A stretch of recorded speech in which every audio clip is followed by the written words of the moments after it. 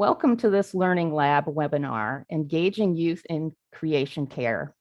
I am Kolya Braun-Greiner, Program Coordinator with Interfaith Partners for the Chesapeake, and we have an exciting lineup of speakers with great action ideas and enthusiasm for involving the important work of protecting and restoring our shared watershed with youth of your congregation. So let's begin with a prayer. Creator of all life, may we attend to the beauty and wisdom found in your creation and all life therein.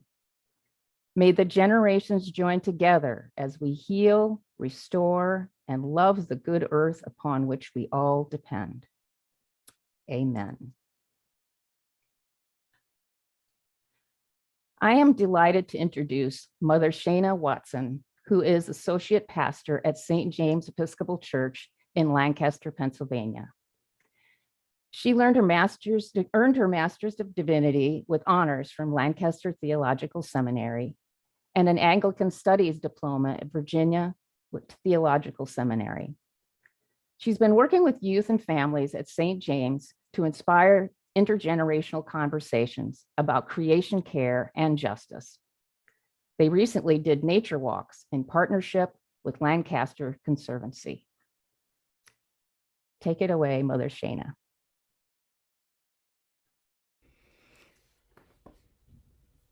Thank you so much can you all hear me? Yes. Okay, wonderful. Thank you for inviting me to be a part of this wonderful conversation. I feel as though I'm a little bit novice on this particular topic around creation care. So much of my focus has been on social justice, looking at more or less of racial dynamics, gender identity, ableism, things like that. So focusing on environmental justice has been quite exciting and also very troubling because I realize how pervasive environmental needs really are in our society, so much so we are even talking about medicine in Lancaster, which I'm sure is similar in other cities. After a year in a year plus of quarantining, there has been an increase in lead poisoning amongst some of our children.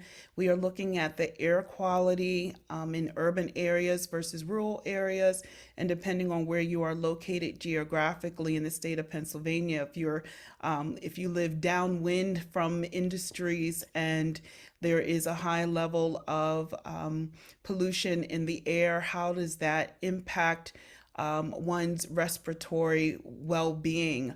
In particular, with two of my younger brothers who suffer from asthma, one of which grew out of asthma, the other one who still has it, but it made me take a closer look at different studies in how there's a disparity in asthma amongst brown and black boys compared to other racial groups, and why is that, and what makes them more susceptible and more vulnerable in some communities versus other communities.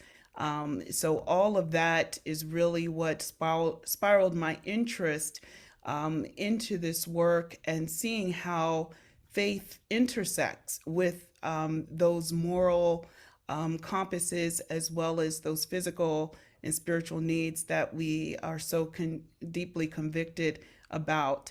So, as mentioned by Kolya, I am a priest in the Episcopal Church, and I am grateful that as a church, as a national and international religious institution, it is within our bedrock creation care and the advocacy programs and the encouragement for people to be in full participation while planting trees and some of those other things that are really enjoyable and easy to do are important and strongly encouraged. And we are also encouraged to take a step forward to look at sustainable energy, sustainable food from our environment in places that are experiencing food deserts. How can we grow our own sustenance and also share in that abundance? Because we do believe that there is plenty on this green earth that God has created for us to help steward, not so much have dominion over,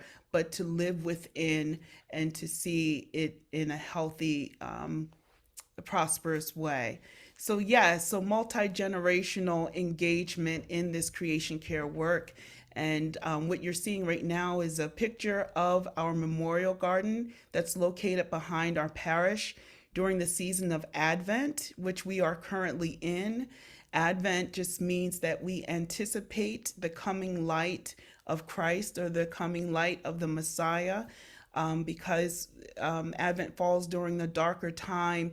It's a time of solemn meditation and reflection on how do we seek the light in the midst of the darkness, and it's one in which we can easily apply in this work of creation care, and also emulate, because we do believe that if you want to learn more about God, watch nature. So again, we have the Saint Nicholas of the Bishop of Myra, who is a real saint. St. Nicholas has been hijacked by Santa Claus and turned into a commercial holiday where you spend $1,000 on a PS5. So if I did not mention, I am also unapologetically a nerd. I love gaming. I love looking at faith and fiction, which is part of the reason why I started TheoCon, where theology meets pop culture, because I do believe that there are fun and interactive ways in which we can engage younger audiences as well as parents. One of the scriptures that we do talk about is that, in order to enter the kingdom of God, if you will, you have to become like a child. So there are some things I believe that as we grow older, we become more filtered because of our experiences with trauma. Some of those pieces chip away at our ability to view things through a more playful way, a way that is delightful, while yet learning, and that everything doesn't have to be so solemn and serious and stoic all the time. So this is us playing with Saint Nick outside.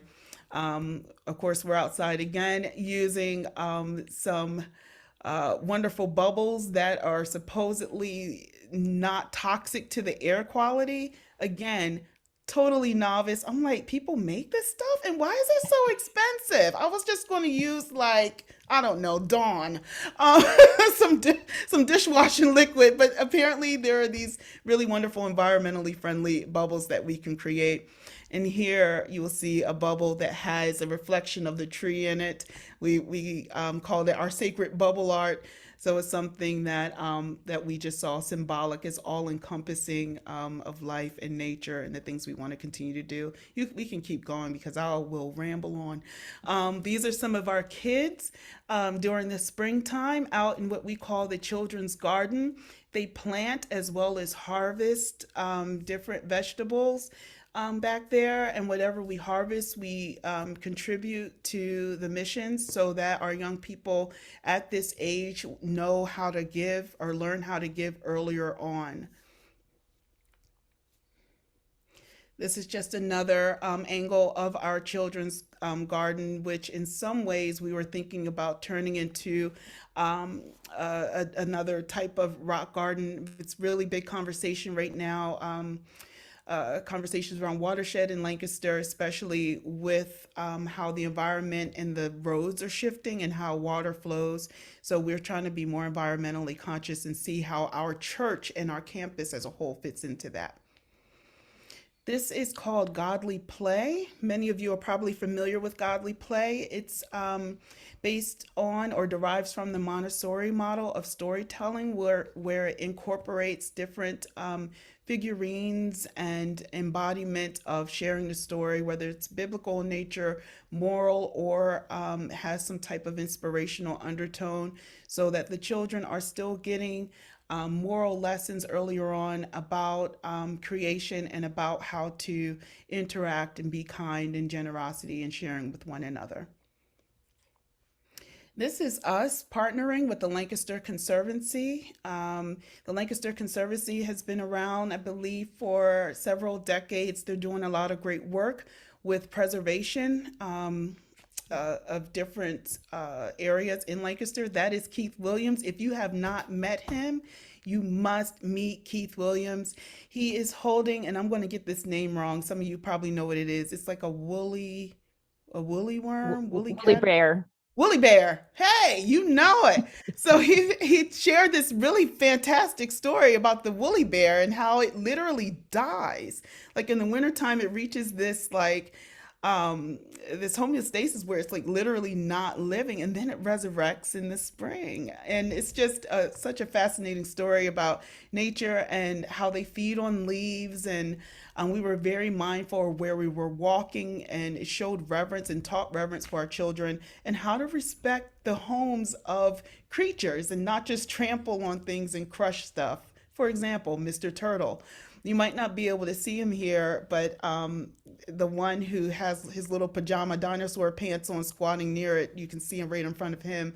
But we were discouraged from touching it or picking it up because, as Keith had shared, we didn't want to make it sick.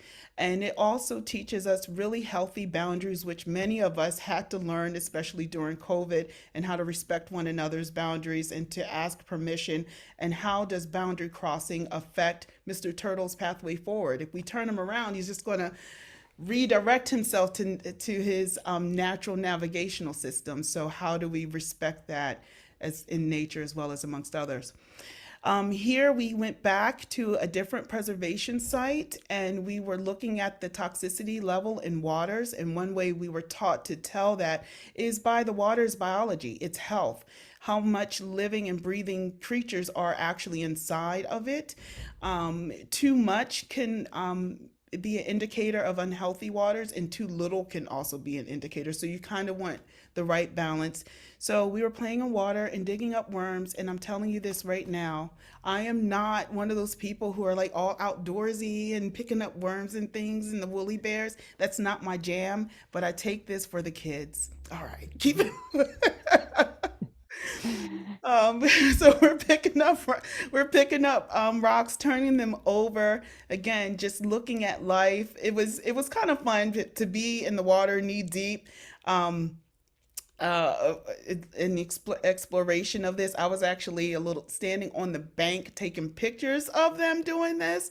And you really have to have a heart for this work in order to, like, I mean, I'm literally stepping out of my comfort zone. The one boundary I have established is that I won't do anything in the hot summertime. I don't like the heat and I don't like bugs. Hit it, Koya. There you go. Oops. Yeah. So that's again just more of exploring the water levels. And Keith walked us through a conversation about some people who lived in rural areas, who experienced poverty, who are forced out of their homelands because either they're stripping forestry way too much, causing further erosion. However, when they are forced out, it displaces them. And so the people who tend to survive or are more resilient are the ones who can afford to live in other places. So how does creation care also talk to us about economic sustainability as well? Those are more worms. Excited. And some microinvertebrates, I think. Oh my goodness. I love that you're nerdy about this, Koya. We're going to have to hang out sometime in the Yeah, Susquehanna. yeah. I went on a stream monitoring workshop, so yeah, it's exciting to see them. It really is. And it was just after, the first session, we were able to like identify them and name which one were the mayflies. And I was like, ooh.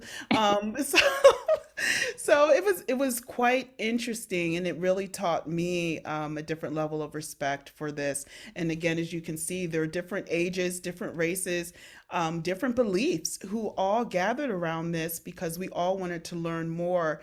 And the beautiful aspect about Keith and partnering with the Lancaster Conservancy was that never once did I hear him apply judgment or placement value. It was all about, well, this is how it works. If you put in an invasive plant, if you will, into this context, it will overgrow. And this is how it moves and how it's shaped. And these are the ways in which we can either move it into a place where it can be accommodated versus this is a bad plant, this is a good plant, these are weeds, these are flowers. There was none of that type of shaping in his language, which was really helpful and I thought was really reflective of a lot of the social justice healing that we need to do. Well, we're going to close it out with this All right. beautiful, beautiful photograph. Yes, that's one of my young people during COVID. Everyone was getting cabin fever. So what did we do? I ordered some Subway sandwiches and we went to the woods. We went outside. It was a good time. She found this huge, I want to say that's a maple leaf, but she was just like, oh, I think it's a I sycamore. sycamore. Okay. See, there you go. Oh, guys, let's all get together. And she had like this deep sigh and appreciation, like, thank you, God, and there was so much to be grateful for in gathering together and to be able to be outside and to also pay homage to those who have passed on before us as a result of COVID or non-COVID related complications. So to be outside and to be together and to, show respect and awe for that which came before us was really the highlight of our time together. Well, amen to all of that. And I can really witness how these experiences have brought forth an experience of the web of life that God has created, this intricate interdependence. And thank you so much for this inspiring story and these examples for other folks to emulate. Thank you, Mother Shayna. Thank you. Okay, I am glad to introduce our next speaker, who is Reverend Will Massey, who is the director of the youth ministries at Highland Presbyterian Church in Lancaster, Pennsylvania. So take it away, Will. Thank you all very much. I didn't catch the Reverend in my bio. I'm in seminary now. But Oh, my goodness. Misrepresent my credentials. My apologies. No problem at all. Just need to, need to be honest about what I'm bringing to the table here. But I am the director of youth and mission at Highland, and like I said, I am nearing the end of seminary at United Seminary of the Twin Cities. Great. And I was very happy to get the invitation to share some of our learnings from doing this work at Highland. Some of the things we've learned are based on successes and some of them are not, but I was very happy to be invited to share that with you. So I do work with the youth group at Highland, but over the last, I've been at Highland for 2 years, and over that time I started getting more involved in some of Highland's mission work. And then when we had an associate pastor depart, I took on part of that work in his role of supporting Highland's various mission programs. So that's been an exciting thing to be a part of formally since June. So I've learned a lot by doing that, supporting all of Highland's mission work. And part of that is Highland's emerging earth care, creation care focus. I hope it is emerging more and more. Really, it started based on discovering an interest among the youth, but also discovering an interest among a couple of church members. And then there was a happy coincidence where we had set Youth Sunday as the Sunday right after Earth Day. So we took advantage of that and gained momentum from there, began to attract other people at Highland who we discovered were already engaged in creation care work in various ways, through interest in climate action. We had several people who work closely with Trout Unlimited. We have a church member who works with Lancaster Clean Water Partners as one of their coordinators. So all of these people emerged that are already doing work on their own or in other community settings, but they're just waiting for the opportunity to have that space at Highland. So here are the things we've done, some of the things we've done since we started. I would say the most exciting things we've done were working in partnership with Donegal Trout Unlimited to do tree planting, tree potting, various projects that they do as part of their stream restoration projects. And the best thing about them is they've been intergenerational. It was mostly when we were adapting to COVID, and we just suggested families should come as a group and hang out. And just like Mother Shayna said, the play is an important element, especially for our kids and youth. So the opportunity to be around their parents, their siblings, and even some of their elders to play outside while they're learning about how these stream restoration projects work. So we had one project, we had almost 40 people. It was the first summer of COVID. People were very eager to get outside, and that was a really exciting event. And so this picture, they're planting plants along the shoreline of the creek? Yes, that is exactly right. That is a planting project. And if you go to the next photo, that should be another one. It's a different location. I believe they are planting, I don't know, saplings. I'm also not an expert in this stuff. You will discover.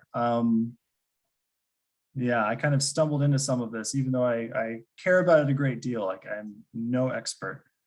And then the next slide is related, just giving a different perspective on the work that some of the youth were doing. And you can see it is a truly intergenerational event. And then I mentioned now 2 youth Sundays have been focused on creation care. I'm willing to keep doing that as long as the youth are interested in those conversations. I'm trying to think. Part of that was we've done a couple overnight lock-in retreat type things where we camped out. That was a big part of it, and that was partly COVID and partly to really get in the mind space of communing with God's creation. But it was also a COVID thing. We were camping outside. And so we used part of that time to prepare for leading worship on Earth Day and to explore some of the issues that they were most interested in, and guiding them in some theological reflection on their interests, their passions, or the elements of creation care that they are most feel most compelled to learn about and take action on. After one of the Youth Sunday events, we had an event for children and youth and families where they could paint pots, and then we gave them some seeds. And I forget what the seeds were, but we received our guidance from I think Lancaster Conservancy on what seeds we should hand out to all the families. What's the next picture we've got? Oh, it's a picture from one of our Youth Sunday worship services with some art that one of our youth created based on, I forget which psalm, but one of our ways that we prepared for that was reading a couple psalms that reflect on restoration of creation and the way that intersects with the restoration of the people. And the next slide actually relates to that too, I think. Is that the, nope, that's the last slide I have. Oh, I had another project we did was it was sort of in preparing for Youth Sunday. Like I said, we painted vinyl records. We had old vinyl records that we painted, and we did study a couple psalms. So they made the singing psalm music connection. But there was a really great one where one of the youth took the in Psalm 46, it talks about the earth melts such and such, and they had this image of the earth on fire, and they saw that as connecting to issues of climate justice. I will post it on the webpage for the recording. Oh, excellent. It's really great. I had to choose. There were several really cool ones where they were drawing images from some of the Psalms, and I had to choose one of them. It's a great idea. And you've really integrated the scriptures, with the art and the creativity of the youth. That's wonderful. Yeah, that was a really fun one. We did another kind of lock-in where we focused on food issues. And then we shared lunch, and we invited a local restaurant that is not directly engaged in food issues. The idea is that they are using their food to minister to the community around them and actually internationally as well.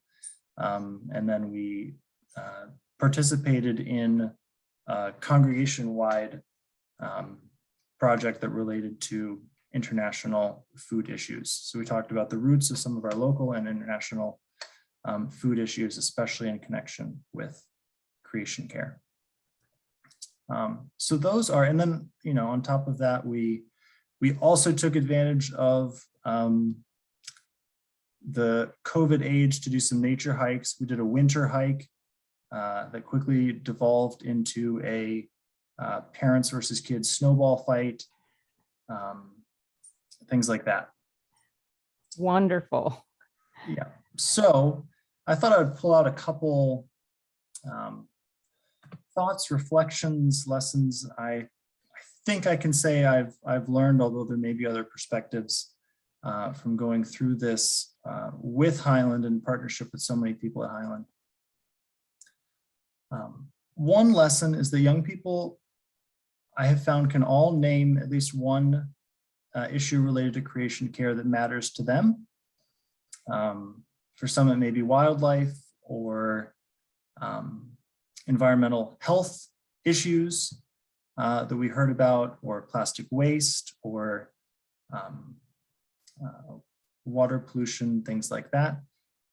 Depending on age, they may not really identify with the issue, where they're seeing it as a core value to them, but they're at least aware, and there is something that resonates for them. And so my goal has been to help them name that, yes, this is something I care about, and then to at least consider the theological dimensions of their care, their passion for that, and then reflecting on how it fits in with Christian discipleship and their interpretation of that. But another thing I've learned, certainly in my context here at Highland, is that young people are very, very busy. We have a lot of young people who, whether it's family values or their own interests, they end up very busy, committed to many activities outside of church. So I would say youth leadership in a congregation's creation care activities certainly matters. But I've started to be cautious about the expectation that creation care should be a youth-led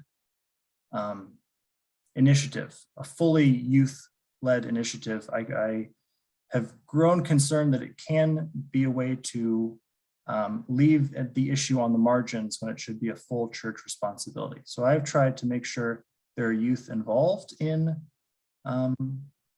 making decisions and taking on earth care as something we're all responsible for. But sometimes I felt, and it hasn't totally gone this way, but sometimes I have felt that there's an idea that this is a project that the youth should be doing because they're the ones that care about it, versus something that we are all investing in. But at the same time, it has been emerging that there are so many other people at Highland who are really invested in this kind of work. And we have had youth who have contributed to our earth care committee, but sporadically. It's really hard for them to commit to evening meetings and things like that. Yeah. And I think I was, again, when this started, it felt like I was maybe being asked to create something out of nothing when I didn't bring any particular expertise to these issues. But that's not how it turned out. That's not how it turned out. It turned out that there was support and ownership within the congregation, and we're continuing to cultivate that together. My fears were not realized, that this would all depend on how far I was willing to go with it. But I'd say be aware. I'm sure that is a danger. I'm sure that could happen in many congregations where it's left as something that the youth should be dealing with, because they're the ones that have the most at stake, and I don't know if that's necessarily true. Great. Thank you so much, Will, for sharing all of those wonderful examples, as well as your learnings. And we're all learning in this process, and the process of becoming more familiar with the names that God invited Adam to give to all of the creatures and the plants. And we have forgotten many of them. So I really commend you for your efforts at engaging the youth there at your congregation. We're going to move on to another congregation, and I'm really excited that both Uriel and Jackie Griswold they're going to join us. Jackie is the green team leader there, and Uriel is the director of operations at Still Meadow Community Fellowship in West Baltimore. And they are engaging the youth in some really exciting ways with the 10 acres that their congregation owns. So take it away, Uriel and Jackie.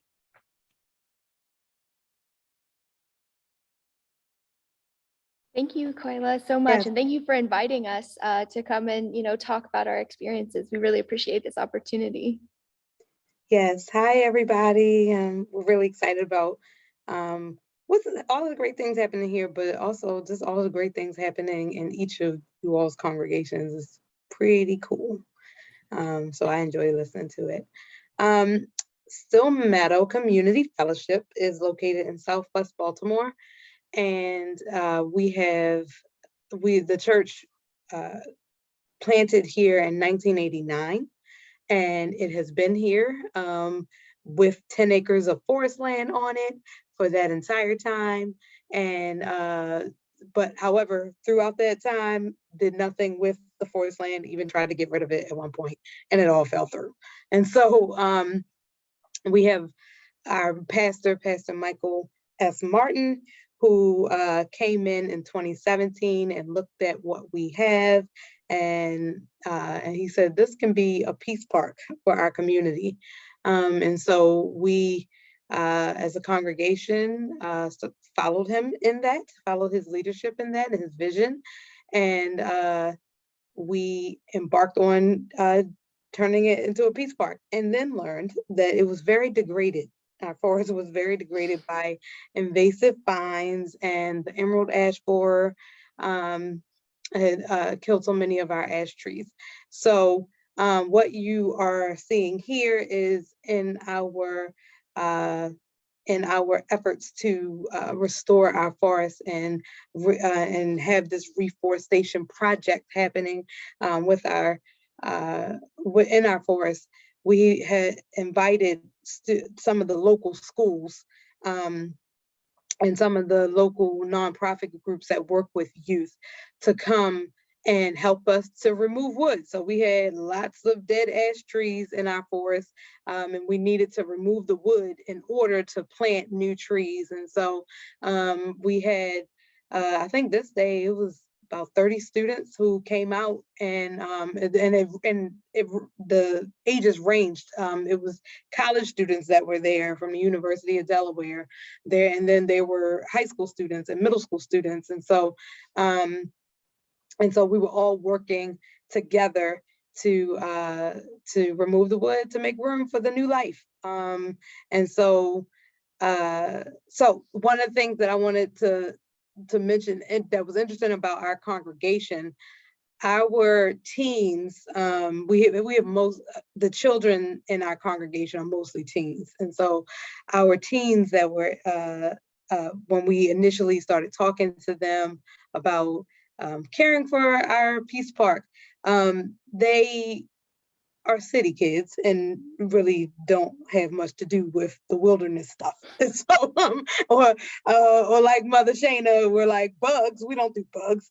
And so, when so it was a little bit hard to try to get them to engage in it. And lo and behold, we realized as we started to build relationships with our local schools and some of our other local nonprofit groups, as well as some of the local government groups too. There are some programs in Baltimore City that work to employ youth. And so we've invited them here and we've become a host site for those youth.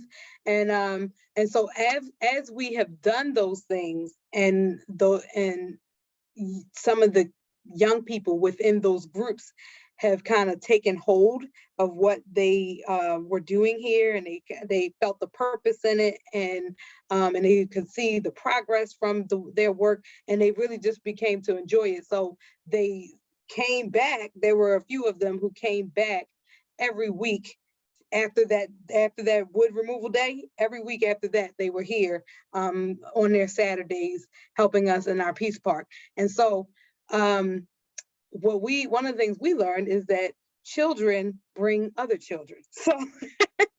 So suddenly our youth who attend Stone Meadow, who were not interested at all, when they started to see teenagers here every Saturday, next thing you know, they also are here every Saturday and want to come during the week to help us with our Peace Park efforts. And so, they have grown to learn so much. So now you can hear them talk about how to plant a tree, and how to, the importance of having clean water and everything. You can hear them talk about that because they have now started to internalize some of the information and the education as they've worked alongside of their peers. And so, so the picture that you saw, if you can go back really quick, Koya. Okay, so this picture is a picture of, we had Youth Works. We became a Youth Work site, host site over the summer. So we had students that Baltimore City, the Youth Works is a Baltimore City program that they paid students to have summer jobs. And so their summer job being here was to help us in our Peace Park and learn forest maintenance. So we had Gabe LePage, who is a graduate student from Yale, and he came down. He trained our teen interns. So we had from our teens who started to come repeatedly and started to be committed. We invited them to become interns, paid interns, this past summer. And we were able to do that from some of the grant money that we've received.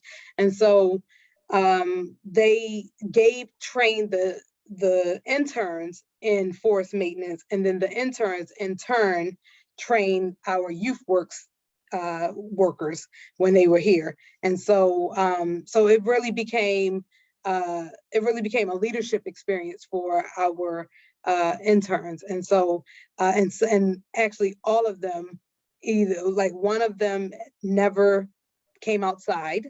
He was sheltered and very inside his home. Another one, and right here in the black, Larry with the picture on his with the red and white picture on his t-shirt. He's one of our youth from Stone Meadow, and he is from the neighborhood and has walked through our Peace Park many times to go up or down the hill, just used it as a cut through, or to sometimes have fun and be adventurous in the park. But when it came time to take care of our park, was quick to say, I don't do gardening. And then And then we hired him as an intern. And then now you see him here leading other students planting our hillside, where we've removed a lot of invasive plants and planted some native so that we can take back our hillside. So he's leading that youth group in that effort. And so so that is just so cool to watch. And then here, this is our Canopy Crew. That's what they dubbed themselves. So that's our group of interns who got trained over the summer and then ended up training others in our forest work. So we've seen having events like the wood removal, the tree planting, planting flowers around the park, that having events like that draws in the students, being connected with our local schools and the local nonprofits that work with students, that that was our best way to get connected with youth. And then as we did that, they had that ripple effect where it brings other youth in. And so with that, I will turn it over to Jackie, because I did a lot of the coordinating, but Jackie actually leads the effort in the field with the youth. So she can tell you what that experience has been like and any tips she has learned from that. Thanks, Urel. So I think we've had so many events over the summer. So each Saturday of our summer this past year has been like a service day. And so a lot of our youth came out to get their service hours in, or came out because, like Urel said, it was like something that the school like put together for us. But something that's been really key, and I think was really important to realize at the beginning, is that sometimes it's not about having like a project and being like on task, like getting everything done, but it's more about creating a space for the youth to come and have like an outdoor experience, a place where they can come, they can feel comfortable, they can laugh with their friends, they can, try to get their hands dirty, although being city kids, sometimes that's hard for them. But one of the most impactful things, I think, was them being able to see these students who have now taken an ownership in our park, to see kids their own age being involved, doing the work, and showing them how to do it. It not only empowers the students who are the trainers, but it helps the trainees see like, oh, like this is something cool to do. Like this is, just what we should do, I guess. And so I think that's been really fun. Of course, we've provided a lot of snacks. So something that's really important to kids. I don't know if y'all know this, but they eat a lot. And so Snacks are figuring out, key. Snacks Yeah. are key. Yeah. So figuring out like what type of snacks the kids like, Gatorade was a huge hit this summer, getting donuts, just little treats and stuff to help incentivize, but also like give them a break where they can like gather around and, drink Gatorade and talk about how cool they are that they're out in the wilderness, the wilderness of Southwest Baltimore. And then I think another thing that we found was really impactful for the students was just thanking them, making a big deal, because it is a big deal. These kids are coming out, they're doing hard work for us. And it's something that's out of their comfort zone for a lot of them that they're not familiar with. And so like making sure that they hear you very, very sincerely saying, thank you guys, like what you're doing matters. It matters to us. You're making an impact in the neighborhood. And then just repeating that throughout the day. So when you first see them, like, wow, thank you guys. Like, here's the big picture. This is what we're doing. Like, here's what your contribution is doing. And then, throughout the day, like snapping pictures with them, saying like, oh my gosh, like you guys are crushing it, even, when they're just standing around with their shovels or whatever it is, but like constantly being, engaging in that affirmation, especially because, this is something that's like supposed to be fun. I mean, creation has been around for, since forever. And so this is something that humankind was meant to do. We were meant to take care of the earth. And so just like, I don't know, reintroducing them to that and then having them have a positive experience, I think has been really important. And then getting to know them while you're working. So like, being out there with them, I think they have to see that you're doing the work, that you're just as dedicated, I think that's also really important. And then if there are students who are not your students or not your congregation member, having a leader who's, constantly walking through life with them to come out and do the work with them, I think has also been really, really impactful. Some things we've learned, liability waivers, you got to have them. It's best to have them signed beforehand because the day of gets super crazy. And then to avoid like dictatorial approaches, but instead, like showing them how to do things rather than just telling. Always make sure you clear hornets ahead of time. That was a mistake that we had. Never again. From now on, I'm always pre-checking for, hornets. Fortunately, we had a first aid kit on hand. And so that was really important as well.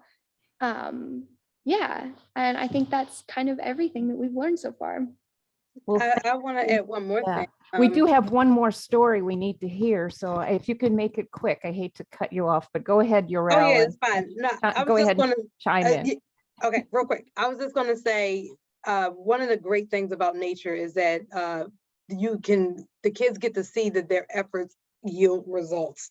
And so being able to, as we planted garden beds and then we're able to harvest vegetables, or mapped out trails, and then you actually, when you were digging, it was hard, but when you actually see a trail that people can walk on, you actually can see the fruits of your labor. And so that's important for kids too, to be able to see that, to keep them coming back. Amen. What a wonderful lesson. Thank you so much, both Urel and Jackie, for sharing this inspiring example of youth engagement in restoring the earth and the waters right there where your congregation is planted. Thank you. All right, our next and last speaker I'm delighted to invite is Adela Sharif, and she is the Secretary of the Islamic Center of Maryland, and she has some exciting ways to engage youth at her congregation that are very innovative, and you'll catch her enthusiasm for youth. Thank you, Adela, for being here with us. Thank you so much for having me today. My story is slightly different than everybody else because it jump-started with some of the COVID stuff. Do you have any? Yes. So that is a pre-COVID picture where we decided that we want to do a park cleanup. So we partnered with a neighborhood church and said, let's bring out everybody. So service hours are important to kids, but this was more of a family event. So when we had younger kids in the car, we said, come on over and let's clean up. So as you can see, we have seniors, we have younger kids, we partnered in groups, and we had prizes for who fills up the biggest bag. So there were competitions going on with picking up and whose bag is getting bigger and let me fill up your bag. So kids were running around. These were families, and parents came initially to drop off kids for service hours, but they saw what was going on. They're like, oh, can we stay? And I'm like, absolutely. Everything has to be community-based, family-based. This is not if you drop off the kids, people think, or the kids think, okay, this is a chore. But if the family is there, the parents get involved, then it becomes a family thing. So we had a lot of fun that day, kind of collecting some of the recycling stuff. If you could go to my boxes. Yeah, so that's our team, and we had our bags, and we had decided an area that we would clean up in the park, and we ended up cleaning up much more than that. And then the next one is really... I'm sorry, Adela, I don't have a picture of boxes. So I sent you a couple of links. So one of the other things was that we did during COVID really was, as part of Creation Care, we were giving away food as a food pantry. And when you give away food for 500, 600 families at a time, we're actually generating a lot of material to be recycled. And instead of dumping it in the trash, we had an interesting problem of training the youth on how to squash boxes. So we have to have a box squasher. We had fun terms. We were separating out the cardboard from the plastic because we want to recycle appropriately. So some of the younger kids would jump on them. Some of them took their time. We had cutters and all of that. But as some of them were making boxes, when I say boxes, we're putting away pantry food and stuff like that. The rest of the kids enjoyed what we were doing with recycling. It kind of became part of this fun activity. And again, all of that was also family oriented. So you would have a senior and a child kind of engaging in conversations. Kids do care. Honestly, they do care about creation. God created the earth. He put us in charge. We are his ambassadors on this earth, and we need to take care of it. So as soon as you put all that ownership on a child and say, okay, we're going to take care of this, they're all for it.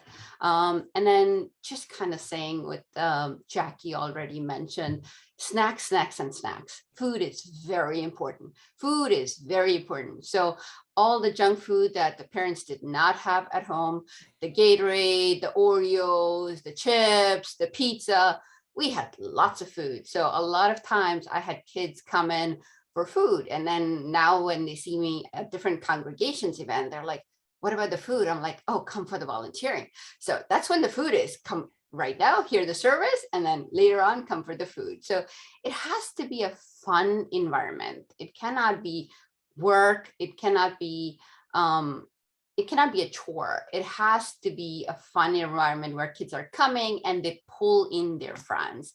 Like somebody else also mentioned earlier, when you have one child that's having fun, they'll bring in another friend, and that's how your group kind of starts growing and that synergy going.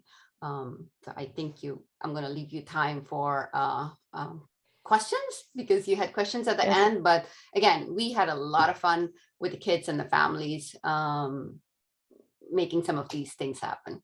Great. Thank you so much, Adela.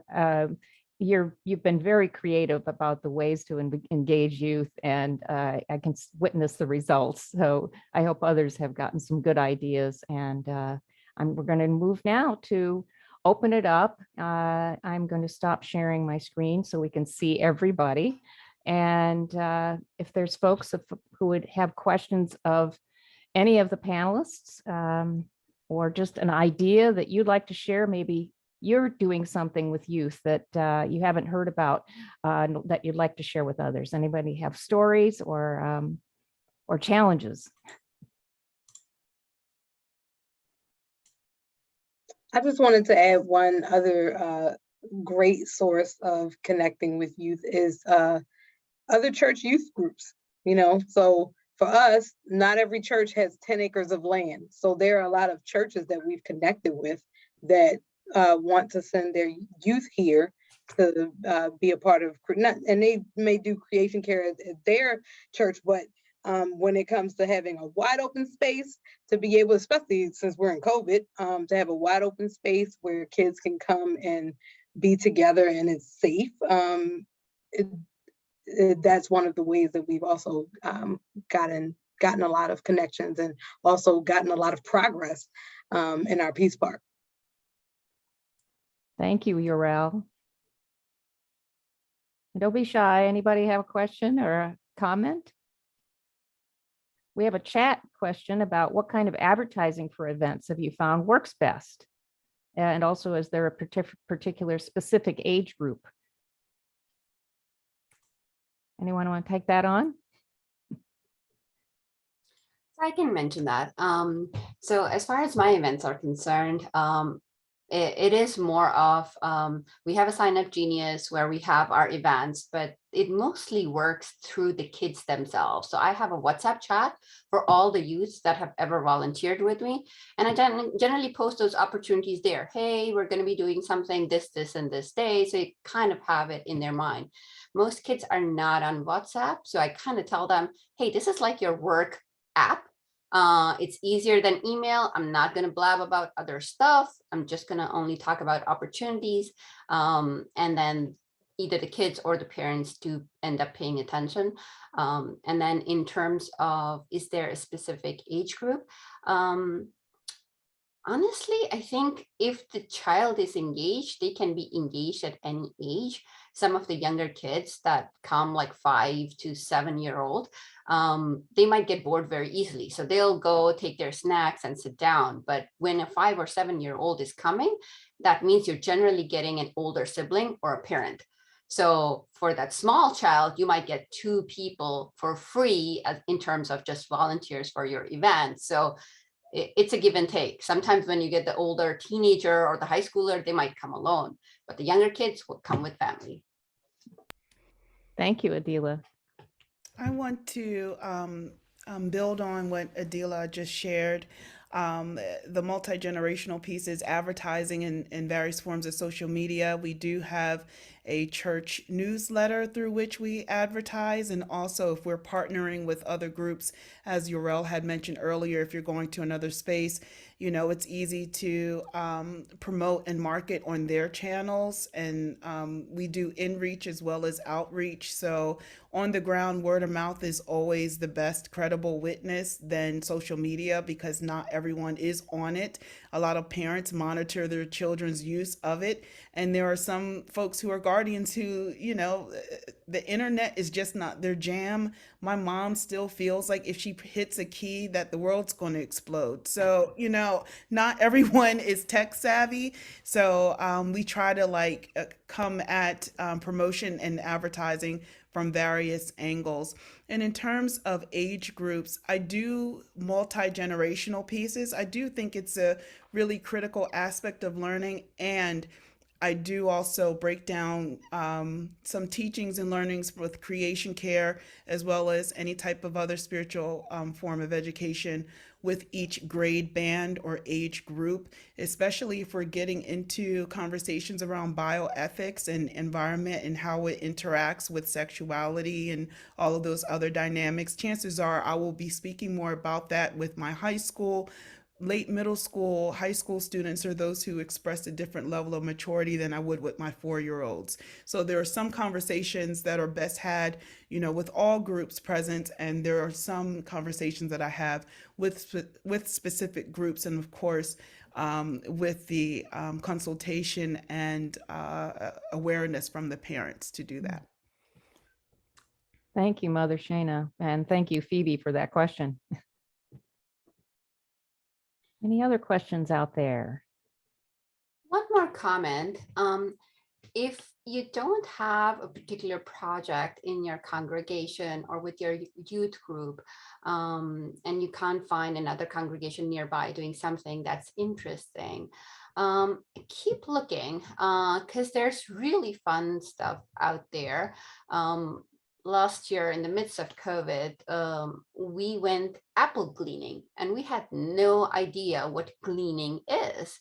But somebody shared an opportunity that, do you want to do apple gleaning? And we're like, yeah, we want to. And we ended up getting lots and lots of free apples that had just had a little mark. So that means they could not be sold in a store, but they were yummy, and the kids had a blast getting these apples.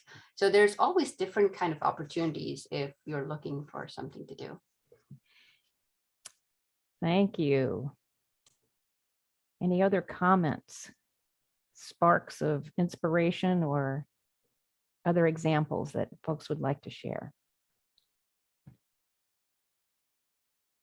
We're coming up on the 8 o'clock hour, but I don't want to squeeze anyone out the last few minutes here.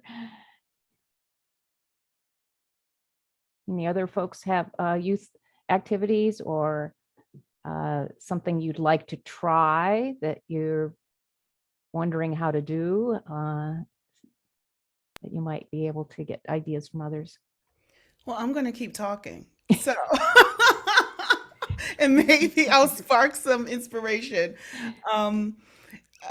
As I mentioned, I'm really into pop culture and faith and fiction. And one of the most attractive ways, and for whatever reason, every group of young people they're all different. They're all so unique. They're all coming into their own identities and awarenesses. So some things will appeal to them more than others. But I love comic book culture and comic book adapted films, as well as art and literature and music. So if there's any way that you can help to make connections or invite them to consider how creation care is represented in movies. I mean, some of us, I'm more old school, so I grew up on, Buck Rogers and Star Trek and some of those aspects. And I remember when the original Superman movies were happening, and it was always about some crazy power plant that was releasing toxic chemicals into the atmosphere, and Superman had to stop them. And, at that time, it was just about good versus evil and the villain versus the good guy, but not thinking about how the environment was so like critical in those moments. Spider-Man is one of the top rated eco-friendly superheroes.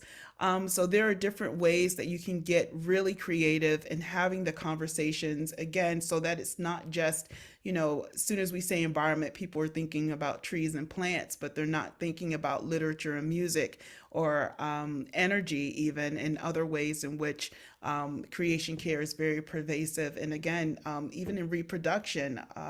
So all those things that affect our bodies and how interconnected creation care really is. So it's cleaning up, it's paying attention to the trees, it's paying attention to our bodies, the things that we emit.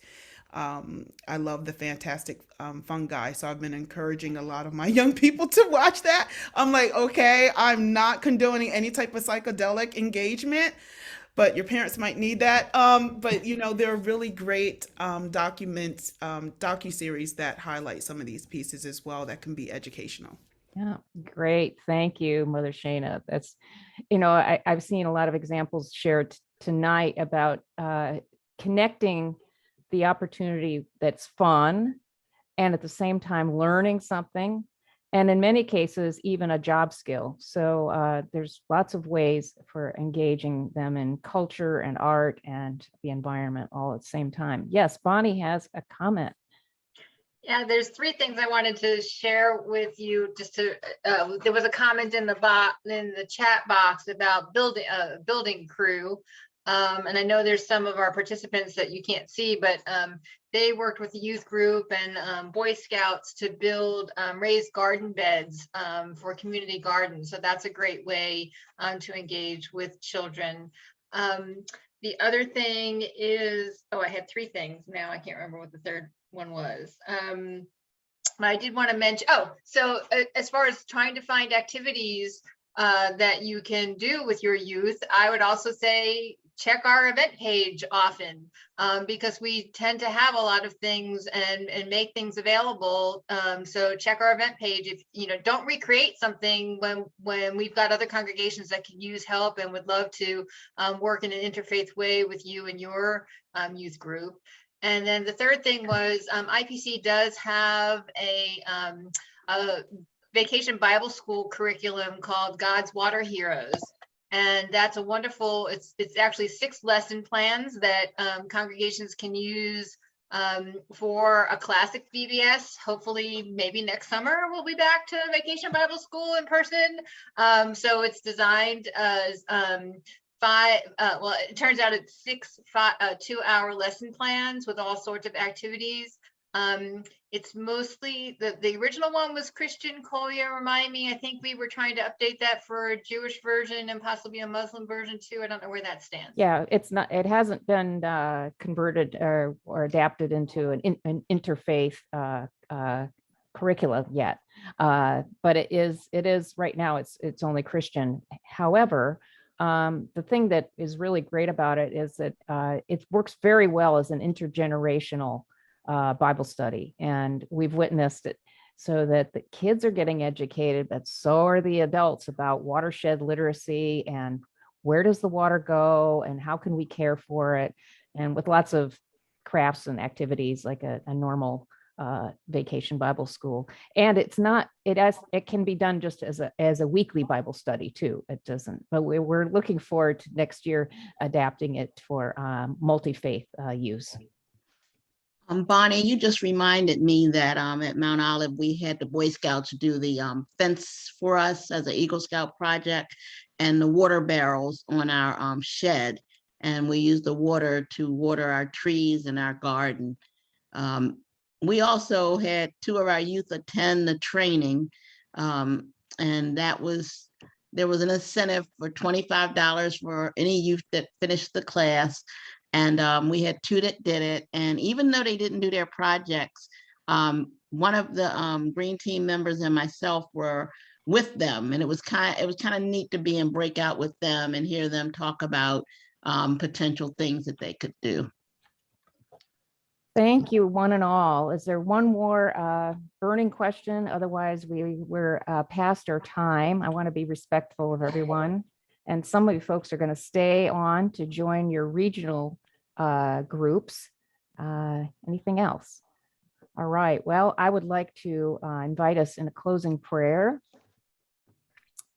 And so please join me in prayer as we go forth. And I'm going to also put the evaluation form in the chat. So if you came in a little late and you didn't hear me say, please do click on that link that says, please open up. And you'll get the evaluation form, and you can fill it out after the webinar is over or after your regional breakout groups. So, gracious God, creator of us all, bless us with health and well-being so that we may be good stewards of all your creation. Amen. And we can stop the recording.